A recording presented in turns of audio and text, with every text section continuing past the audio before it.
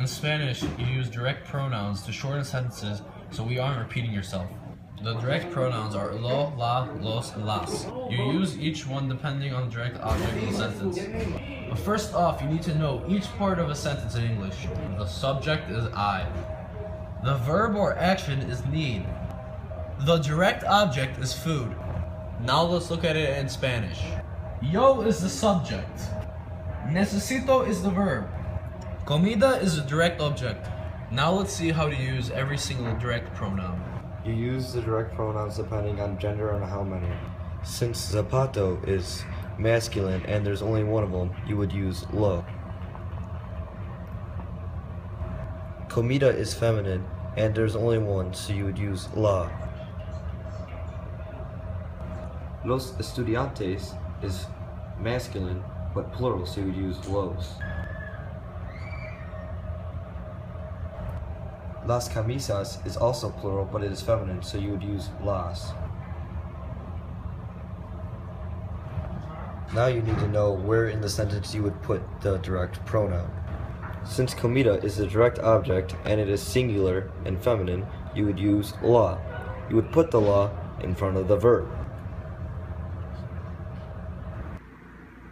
You would then drop the direct object comida because the la is taking its place. And this is your final sentence. Now the direct object is los estudiantes, so you would use the direct object los. You will again put it in front of the verb. And then drop los estudiantes because you have los. And there is your final sentence. And that is all you need to know to start using direct pronouns. Now let's go on to indirect pronouns. Now I will teach you about indirect pronouns. The indirect pronouns are me, te, le, nos, and les. They answer who or whom the sentence is talking about.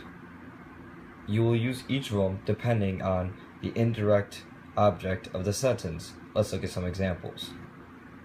In this sentence, the indirect object would be mi hermano. You would use le because mi hermano is defined as he, she, or it, which would be in the el, ella, or usted part. Like the direct pronouns, you would put the le right in front of the verb. So it would become yo le compro el libro para mi hermano. You can also use the indirect pronoun to make your sentences shorter.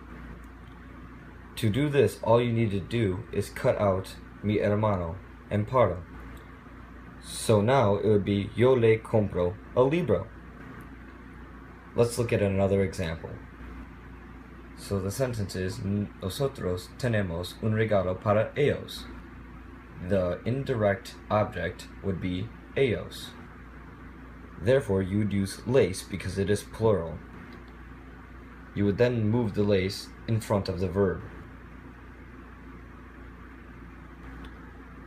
You can leave the sentence like that, but you could also draw the para ellos to make it shorter.